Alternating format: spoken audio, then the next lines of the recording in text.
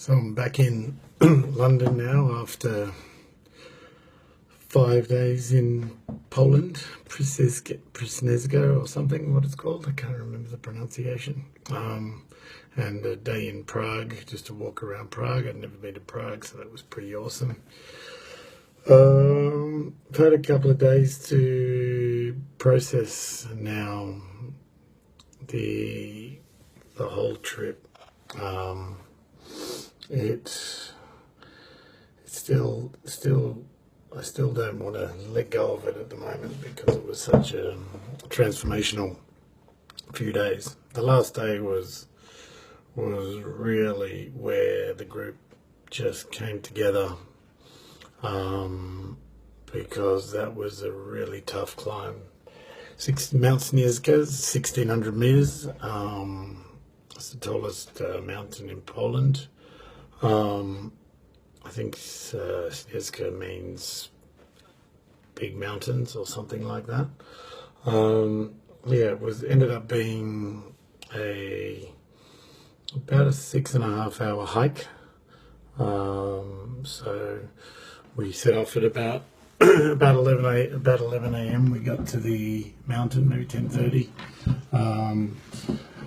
And off came the shirts, and we all focused and got in our mindset that we've been working on over the last 4 days, and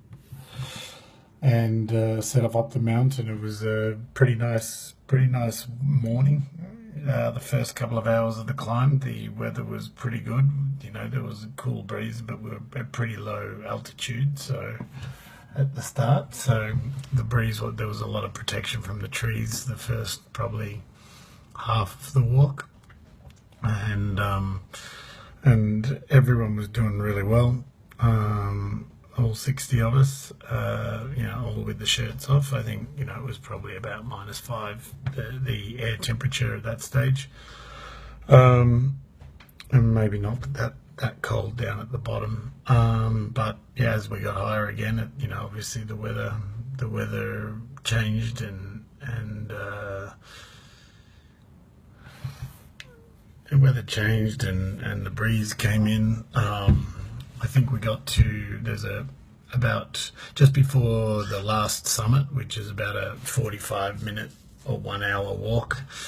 There's a sort of a yellow sort of hut where you can have a break and so on. We as we approached that, so that was a couple of hours in, maybe 2 hours in. They usually have a break there and let people warm up a little bit, and so we had a break there. But as soon as we arrived there, the breeze just started going crazy and the wind picked up, and there was apparently 50-kilometre-hour winds, so that got the wind chill down to about 25-30 degrees below, which was just pretty hectic. A few people got pretty cold. I was okay because we got inside pretty quick, but it's amazing how quickly you can lose your focus when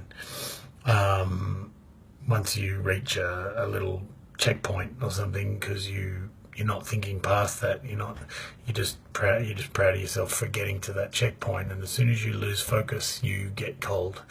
So it's a real amazing mind body sort of experience, and you sort of go into a little Zen sort of process. So anyway, one of the guys got really cold, and we needed to warm him up inside, so we sort of had a half an hour break inside, and then we had to go to the summit. And the summit, they said it was about 45 minutes, but the summit we had to fight these 50-kilometre-hour winds. Everybody got their shirts off and wanted to attack it. A few people were a bit reluctant, because as soon as you get comfortable, the body wants to be comfortable, and that's a mind game that you have to try and get over if you want to achieve things, and that goes for anything in life. So I think that's a pretty good lesson. To think just because you're comfortable doesn't mean it's the right way to live, because the more you get uncomfortable, the more you learn, and the more you can achieve. and so that'll be a bit of my mantra moving forward. So anyway, we eventually convinced everybody to get their top off. I think they just needed to, they all knew that they could. We convinced them that they could put the jacket on if they couldn't cope further up the mountain, and we just got everyone focused and charged up to try and get to the summit. And one of the ladies, her name's Mika. She's I think in her 60s. We got her to lead the pack. Obviously, she had some. She was a bit older and not as quick as some of the young guys. And you're only as strong as your weakest link. You don't leave anybody behind. So we let Mika go first, and she led the pace, and we all encouraged her and helped her and led her up the mountain. In these crazy winds, and for some reason you just don't, if your mind's on it, you can just do it. You get cold, but your body is designed to, and it can be trained to handle these temperatures for certain periods of time. Obviously, you can't stay out there all night, but if you need to do something, you can overcome it, because the body's amazing and it can do amazing things. And that's what I've learned, that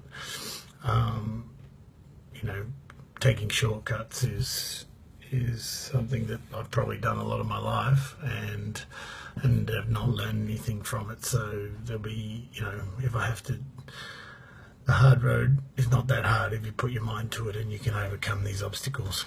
So anyway, we went up the mountain, and it was howling, and there's a chain that runs up the side of the mountain, up the peak bit, and there's just frozen icicles on there, because the wind just blows sideways, and it looks like shards of snow. It looks like sharp, and they go, and when the wind gets up, they go flying off. So you feel like you're being sandblasted by the snow, which was just absolutely crazy.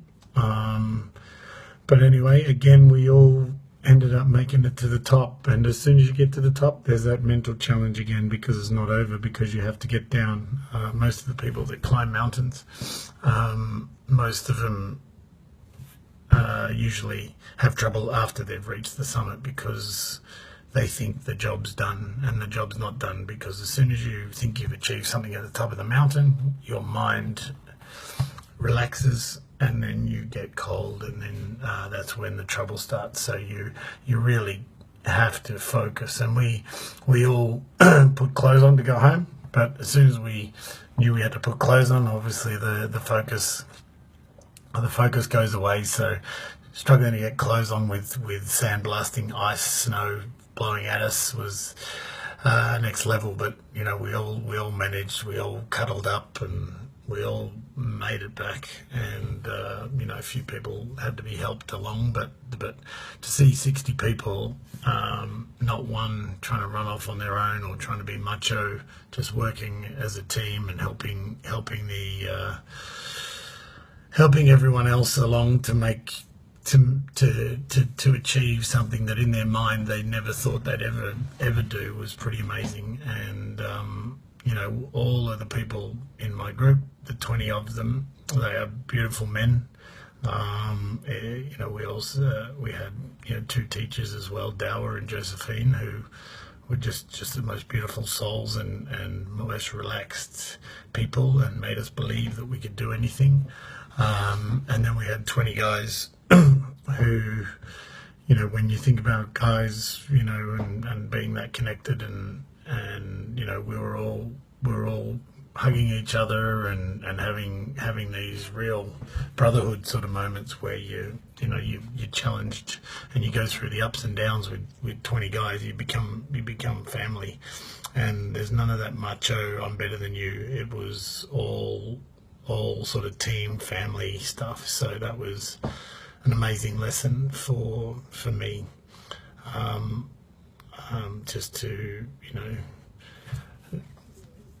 to know that these guys will be in my life, wherever I travel in the world. They'll be, I'll be able to call in, and we'll have that story, and that's pretty cool. So the more things I can do like that, the better.